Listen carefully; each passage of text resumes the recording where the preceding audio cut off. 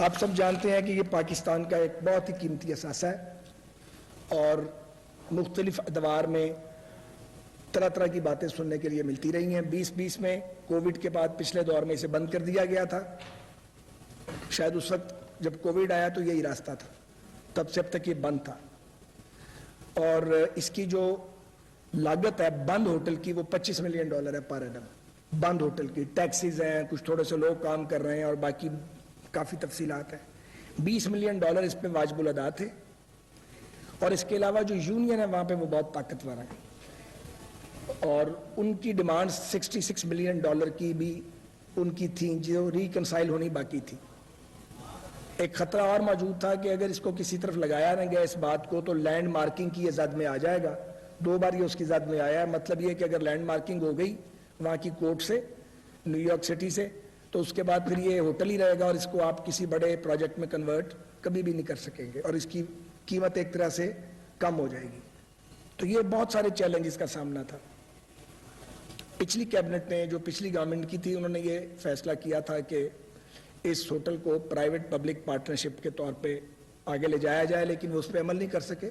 فیصلہ درست تھا وہ۔ اب جب ہم آئے ہیں تو ہم نے اس سارے معاملے کا جائزہ لیا ہے۔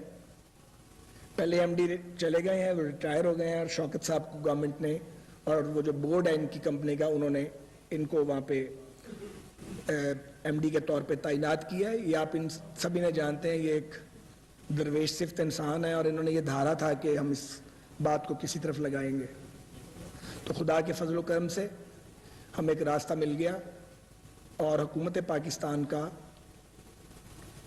نیو یارک کی جو سٹی ایڈمنسٹریشن ہے اس کے ساتھ کانٹریکٹ سائن ہو گیا، جس کے مطابق پاکستان کو 3 سال کے لیے وہ ہوٹل ہم نے اس کا 1025 کمرہ یعنی 100% وہ لیز پہ دے دیا ہے، جو آپ اسے سٹی گورنمنٹ کہہ سکتے ہیں یا سٹی ایڈمنسٹریشن نیو یارک کو، گورنمنٹ کو، لوکل گورنمنٹ کو 1025 کمرے لگ گئے ہیں، اور ہمیں 3 سال کا معاہدہ ہے جس میں سے 1.5 سال کا گارنٹیڈ بزنس ہے، لیکن ہمارا اندازہ 3 سال انشاءاللہ یہ چلے گا۔ $220 ملین پاکستان میں آئے گا، $220 ملین۔ پہلے سال کمروں کا کرایہ ہوگا $202 پر روم، اگلے سال 205، اس سے اگلے سال 210۔ تو یہ $220 ملین کی اماؤنٹ ہے جس کی جو آمدنی کا آغاز ہو گیا ہے، اور ہم نے 18 دن میں 600 کمرے ہینڈ اوور بھی کر دیے ہیں الحمدللہ، اور اگلے 30 دن میں پورے کمرے 100% ہم نیو یارک کی سٹی ایڈمنسٹریشن کو دے دیں گے۔ یہاں وہ امیگرینٹس کو رکھیں گے۔ بڑا اعلیٰ سیکیورٹی کا نظام ہے، اور جس حالت میں ہوٹل ہے اسی حالت میں انشاءاللہ واپس ملے گا۔ فائدہ اس کا یہ ہوگا، جب یہ اپنی پیک پہ تھا، چل رہا تھا جوبن پہ، تو یہ جو ارن کرتا تھا وہ یہی 6، 6.5، 7 ملین تھے، اور 3 سال بعد جب ہم سارے واجبات ادا کر دیں گے اس کمائی میں سے تو ہماری یہ انکم بھی مینٹین ہوگی ساتھ ساتھ، اور حکومت پاکستان کو اپنے ساتھ پلے سے اب کچھ نہیں ڈالنا پڑے گا۔ تو ایک تو یہ انکم ہو گئی ہے، دوسرے لینڈ مارکنگ کے خطرے سے یہ اب نکل آیا ہے۔ اگلے جب تک یہ ہمارا کانٹریکٹ رہے گا یہ لینڈ مارکنگ کے رسک سے فری ہے۔ اب کرنے کا کام یہ ہے کہ یہ تو ہو گیا، یہ 3 سال کے لیے پروٹیکٹ ہو گیا، اور پیسے بھی آئیں گے پاکستان میں جو شروع ہو گئے ہیں ان کے خزانے میں آنے۔ اب اگلا کام یہ ہے کہ ایک ٹرانزیکشن ایڈوائزر کا تقرر کیا جائے شفافیت کے ساتھ، اور وہ پرائیویٹ پبلک پارٹنرشپ کے موڈ کے اندر اس کو لے کے جائے، کیونکہ یہ 19 منزلہ ہے، اسے 40 منزلہ ہونا چاہیے، اور اس کی عمر 100 سال سے اوپر ہے۔ یہاں ایک نئی ہائی رائز بنے گی، ایک بلند و بالا ٹاور بنے، جس میں پھر جو بھی آنے والی جو حکومت ہوگی اب اس کا کام ہے، obviously ہم نے اپنے حصے کا کام کر دیا ہے، اور ایک قیمتی ترین قومی اثاثہ بچا کے پروٹیکٹ کر کے اس کو جو بند پڑا تھا اس کو ایک کمائی والی جگہ بنا کے تو ہم اپنی ذمہ داری سے عہدہ برا الحمدللہ ہو گئے ہیں۔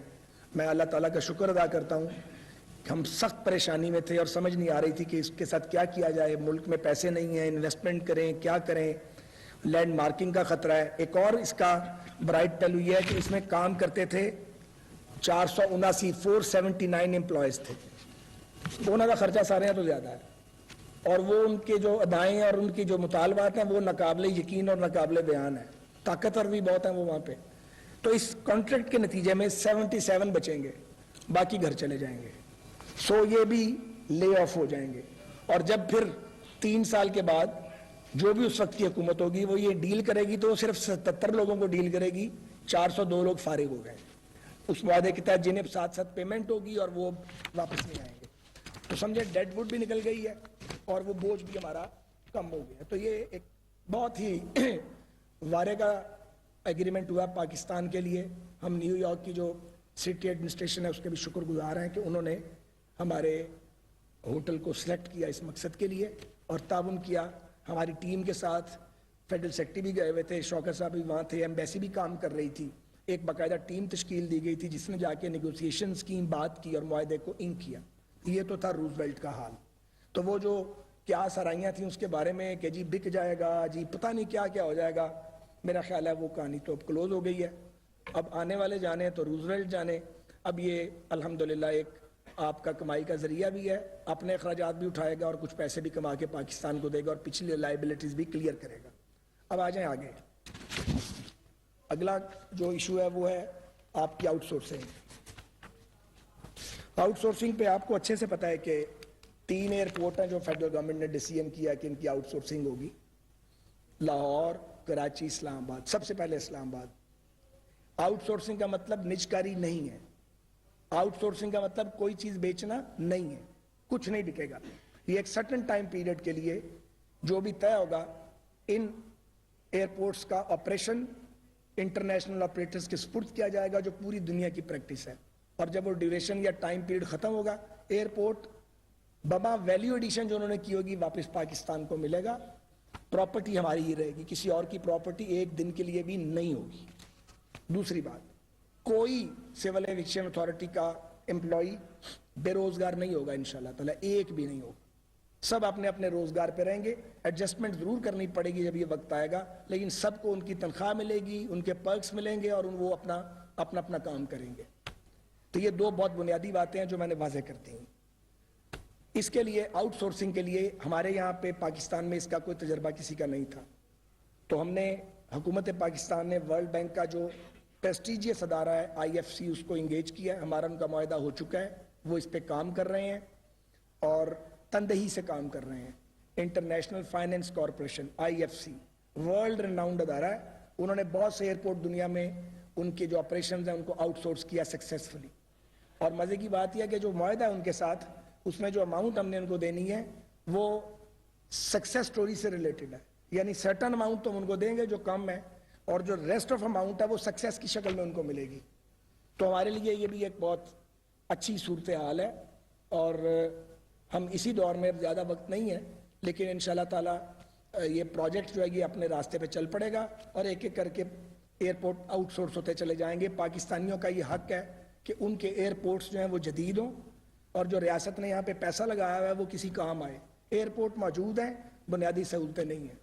اور یہ پوری دنیا میں جو ماڈل ہے وہ یہاں پہ اپلائی ہوگا. انڈین ایئرپورٹس دیکھ لیں آپ ہیتھرو کو دیکھ لیں, آپ مدینہ منورہ کا ایئرپورٹ دیکھ لیں, آپ یہ جو آپ کا جو استنبول کا بڑا والا ایئرپورٹ ہے وہ دیکھ لیں. سارے آپریشنز جو ہیں یہ آؤٹ سورس ہیں.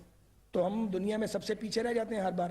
ہمیں بھی دنیا کے ساتھ جو بیسٹ ورلڈ پریکٹسز ہیں ان کو فالو کرنا چاہیے. اور یہ بھی میں آپ کو بتا دوں کہ یہ بھی زیر بحث آیا کہ G2G کر لیں. کچھ انٹرسٹڈ بھی تھی پارٹیز کے G2G ہو جائے, گورنمنٹ ٹو گورنمنٹ. لیکن آئیڈیل راستہ یہی تھا کہ آپ نے ایک ایڈوائزر کا تقرر کر دیا, کمپیٹیٹو بیڈنگ ہوگی, پوری دنیا کی بیسٹ کمپنیز آئیں گی. ہماری اطلاع ہے کہ اب تک IFC سے کوئی 20-21 ورلڈ ریناؤنڈ کمپنیز نے رابطہ کیا. ان میں امریکنز بھی ہیں, ٹرکش بھی ہیں, ملائیشنز بھی ہیں, یہ امارات کی کمپنیز بھی ہیں اور شاید چائنیز بھی ہیں. تو یہ بہرحال ساری باتیں جو ہیں یہ سامنے آ جائیں گی. بالکل ٹرانسپیرنٹ پروسیس ہوگا اور پوری قوم کے سامنے ہوگا. یہ تو تھی آؤٹ سورسنگ کی بات. اب آپ آ جائیں جو سول ایویشن اتھارٹی کے ہائی پروفائل پروجیکٹس ہیں. بنیادی طور پہ جو 3 مکمل ہو گئے ہیں ان میں ایک ہے کوئٹہ کا جو ایئرپورٹ ہے, اس کے رن وے کو دوبارہ تعمیر کیا گیا ہے اور اپ گریڈ کر دیا گیا اور آپریشن شروع ہو چکا ہے اپ گریڈڈ رن وے پہ. دوسرا ہے فیصل آباد کا انٹرنیشنل ایئرپورٹ, وہاں بھی پرانے رن وے کی تعمیر 9 ہو گئی ہے, نیا کنکریٹ رن وے مکمل ہو چکا ہے اور 31 مئی کو فلائٹ آپریشن بھی شروع ہو چکا ہے. اور اسی طرح لاہور کا جو یہ آپ کا رن وے ہے اس کی بھی تعمیر نو ہو چکی ہے, اپ گریڈیشن ہو چکی ہے, اور یہ 29 جولائی کو آپریشنل ہو چکا ہے. ان تینوں پروجیکٹس میں 17 ارب 30 کروڑ روپے کی لاگت آ چکی ہے. جو آپ کا جنا انٹرنیشنل ایئرپورٹ کراچی ہے اس کے لیے ہمارے پاس فنڈز موجود ہیں رن وے کی تعمیر نو اور اپ گریڈیشن کے لیے. اس کے لیے اب جو اس کا ٹینڈرنگ پروسیس ہے اس میں اس وقت سول ایویشن اتھارٹی اس پروسیس کو کر رہی ہے. نوٹ فرمائیے کہ کوئٹہ سے عازمین حج جو تھے وہ براہ راست کبھی نہیں گئے تھے, انہیں یا کراچی یا ملتان یا ڈیفرنٹ ایئرپورٹس میں جانا پڑتا تھا پھر حج کے لیے جاتے تھے. ماشاءاللہ یہ فرسٹ ٹائم ہوا ہے کہ اب کوئٹہ سے ڈائریکٹ حج فلائٹس چل رہی ہیں اور ان عازمین حج کو ادھر ادھر نہیں جانا پڑا, وہ ڈائریکٹلی اپنے پروونشل کیپٹل سے فلائی کر رہے ہیں حجاز کے لیے. اس کے علاوہ Gwadar international airport near to completion ہے, سپٹمبر 2023 کی ڈیٹ ہے. یہ انیشیٹو بھی نواز شریف صاحب کے دور کا تھا. 51 ارب روپے پاکستانی روپے کی لاگت سے زیر تعمیر ہے. 34 ارب کی چائنیز گرانٹ اس میں شامل ہے. 2 ایئرپورٹ میں پہلے بھی آپ کو بتا چکا ہوں جو ہے ان کو انٹرنیشنل ایئرپورٹ بنایا جائے گا. ایک سکھر کا ایئرپورٹ انٹرنیشنل ایئرپورٹ بنے گا انشاءاللہ تعالی. نیسپاک اس پہ کام کر رہا ہے اور اس کی منصوبہ بندی کر رہا ہے. دوسرا ڈی آئی خان میں پرانا ایئرپورٹ وہیں رہے گا, نیا گرین فیلڈ ایئرپورٹ بنے گا کیونکہ نیا ایئرپورٹ کے ارد گرد اب اتنی آبادی ہے کہ اس کی ایکسٹینشن کی گنجائش نہیں تھی, وہ بہت مہنگا پڑے گا. تو یہ 2 ایئرپورٹ جو ہیں ڈی آئی خان ایئرپورٹ اور سکھر کا جو ایئرپورٹ ہے یہ اس علاقے کے لوگوں کی ایئر کنیکٹیوٹی پوری دنیا کے ساتھ انشاءاللہ ہوگی. اس کے بعد آپ آ جائیں پی آئی اے.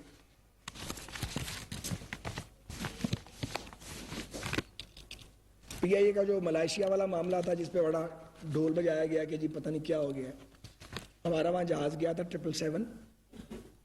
وہاں کی ایک لوکل کورٹ نے جس کمپنی کا وہ جہاز ہے, لیز کا جہاز ہے, انہوں نے اس عدالت سے رجوع کیا اور اس عدالت نے پی آئی اے کو سنے بغیر ایکس پارٹی ڈیسیژن کیا, اور جب جہاز ٹیک آف کرنے والا تھا تو وہ آرڈر دے دیا کہ آپ جا نہیں سکتے.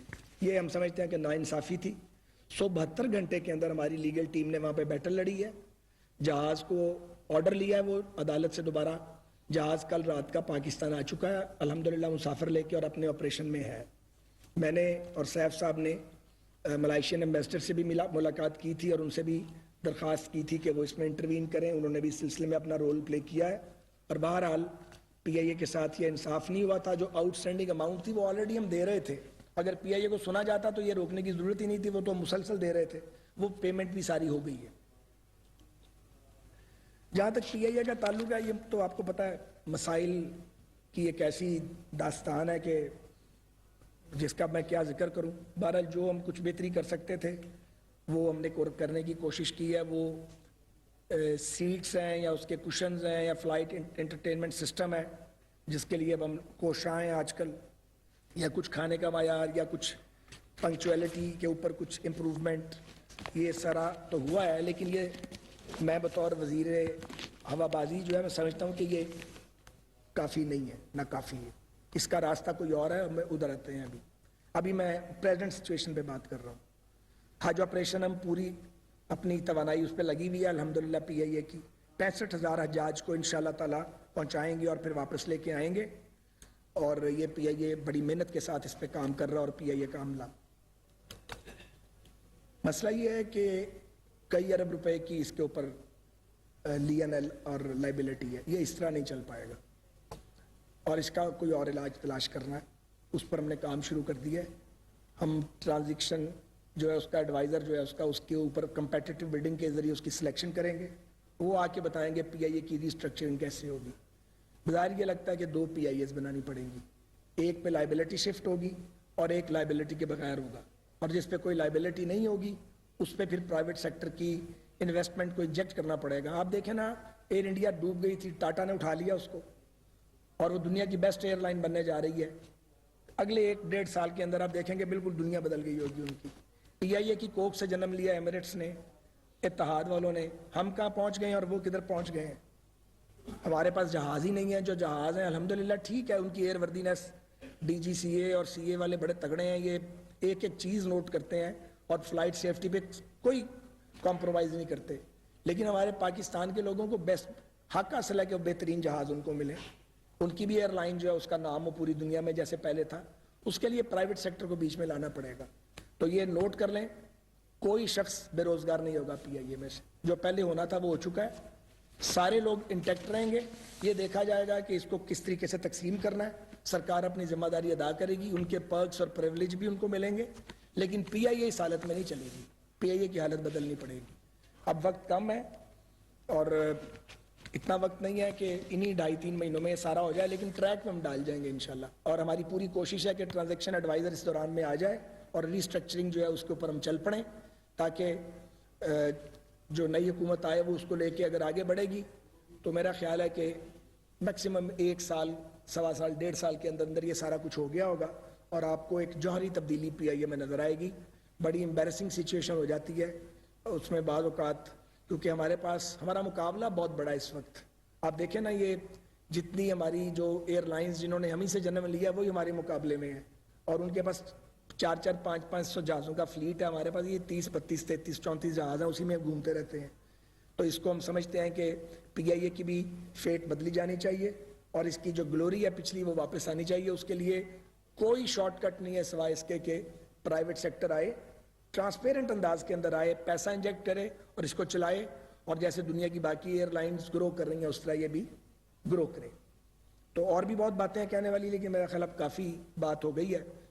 سو اس حوالے سے اگر آپ کچھ سوالات کرنا چاہیں تو پہلے رائٹ سائڈ سے کر لیں شروع, آپ تھوڑی دیر صبر کر لیں گے, پھر لیفٹ سائڈ پہ آ جائیں گے.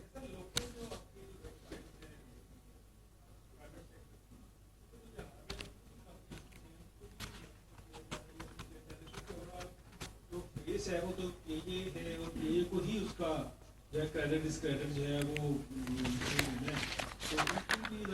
ہزار پہ تھوڑا سا بتائیں کہ ان کو کرنے کے لیے کسی چیز کے لیے.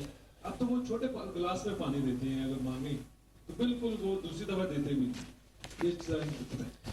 ابراہیم بھائی کیا سوال کیا مجھے سمجھ نہیں آیا. سوال یہ ہے آپ کے جو لوکل فلائٹس ہیں پرائیویٹ سیکٹرز کی, سیرینا ہو گئی یا اپنے بوجھا ہو گئی, اور جو لوکل فلائٹس ان کی اپ گریڈیشن کے لیے آپ کیا کر رہے ہیں, کیونکہ وہاں پر بھی آپ کا جو پیسنجر ہے اس کو فیسلٹی نہیں مل رہی جہاز جو لاہور کراچی اسلام آباد لوکل نہ کرو. نہیں کرو مسکرانے کا تو اجازت ہے نا. اس کو کیسے اپ گریڈ کر رہے ہیں نا, دیکھیں نا اوورال فیس تو پی آئی اے ہے نا, وہاں پہ اگر پرابلم ہوگا پرائیویٹ سیکٹر کے جہاز میں تو وہ گالی پی آئی اے کو آئے گی نا. کہنے کا مطلب ہے پرائیویٹ سیکٹر میں جو میں وہ سمجھ آ رہی ہے, سننے دیں مجھے سمجھ, میں بولتا ہوں. جی بتائیے کیا کہہ رہے ہیں آپ, کیا کہہ رہے ہیں.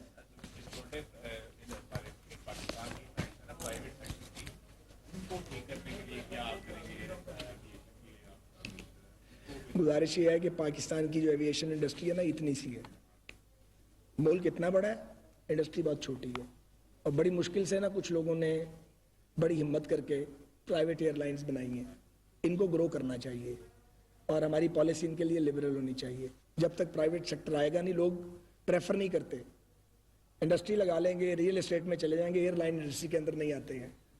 تو جو لوگ آئے ہیں بڑی ہمت کر کے آئے ہیں, ہم ان کو ویلکم کرتے ہیں. مزید کے لیے بھی راستے کھلے ہیں, ہم چاہتے ہیں کہ میکسیمم لوگ آئیں, اچھے جہاز لے کے آئیں, ہم ان کو سہولتیں دیں گے انشاءاللہ تعالیٰ. کوئی پرٹیکولر شکایت ہو نا اگر کوئی کسی کے بارے میں, تو اس کے اوپر تو رسپونڈ کیا جا سکتا ہے.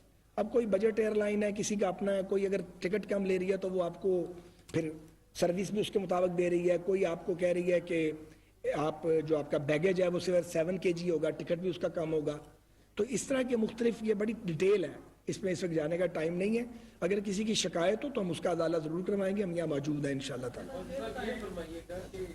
ادھر ابھی رک جائیں, میں ان کو 2-3 سوال.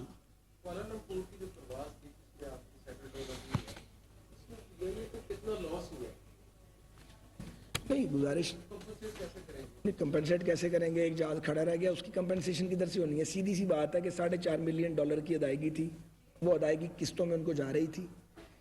انہوں نے ہیسٹ کا مظاہرہ کیا, جس کمپنی کا جہاز تھا انہوں نے وہاں کی ملائیشین ایک کورٹ سے اس پہ یہ جو ہوتی ہے زوم والی, اسی پہ کاروائی کروا کے ایک ایکس پارٹی ڈیسیژن لے لیا. یہ ہوتا ہے دنیا میں. تو وہ ہم نے وہاں پہ اپنی لیگل ٹیم کو ایکٹیویٹ کیا. میں نے آپ کو کہا 72 گھنٹے کے اندر ہم نے وہ جہاز کو ریلیز کروایا. اب آبویسلی جو وہ کھڑا رہا ہے وہ تو کھڑا رہا ہے, تو میں ایسے ہی کوئی اس میں ڈینگ مار دوں گا نہیں جی فلانی جگہ سے پیسے آ جائیں گے, وہ کدھر سے آئیں گے؟ وہ تو جو ہونا تھا ہو گیا. میں فگر میرے پاس آبویسلی نہیں ہے, زبانی نہیں یاد, لیکن یہی ہم کر سکتے تھے نا. تو ایک زیادتی ہوئی ہے, اس کا آپ نے دیکھا سب نے, میں نے ملائیشین ایمبیسڈر سے ملاقات کی ہے, تصویریں بھی آئی ہیں, اسی لیے ملے تھے ان سے. ان کی بھی کچھ باتیں تھیں وہ ہم نے سنی, انہوں نے بڑی مدد کی ہماری, لیکن ہم لیگلی ٹھیک تھے. ٹھیک نہ ہوتے میں آپ کو کہتا پی آئی اے کا قصور تھا, مجھے 1 منٹ لگنا تھا یہ کہنے میں. پر اس معاملے میں پی آئی اے کا قصور نہیں تھا, وہ کمپنی جلدی میں تھی. اس کا بھی ایک بیک گراؤنڈ تھا. جو اکنامک سچویشن پاکستان کی بن رہی ہے وہ ڈرے ہوئے تھے. انہوں نے بتایا, ہم نے انہیں پوچھا تم نے کیا کیا, انہوں نے کہا جی 6 جہاز ہیں ہمارے آپ کے پاس, 1 نہیں ہے 6 دیے ہوئے آپ کو. تو اسی حساب سے ہم ان کو پیمنٹ بھی کرتے ہیں. اور ان کی تسلی کروائی, خود ملے سیکٹری ایویشن اس کمپنی کے نمائندوں کو, انہوں نے کہا آپ بالکل فکر نہ کریں, آپ کو پیمنٹ ہوتی رہے گی, لیکن آئندہ اس طرح کا کام نہ کریں, یہ مورلی بھی ٹھیک نہیں ہے اور قانونی بھی ٹھیک نہیں ہے. یہ اس کا جواب ہے.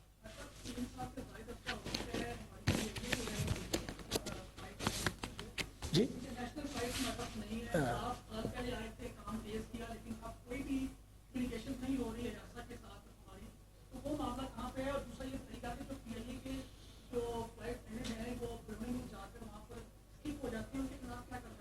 یار یہ 2 سوال ہیں. پہلا سوال زیادہ ریلیونٹ ہے. جو ہماری بیرون ملک پروازوں پر پابندی لگی تھی وہ تو آپ کو یاد ہے, پچھلے جو منسٹر صاحب تھے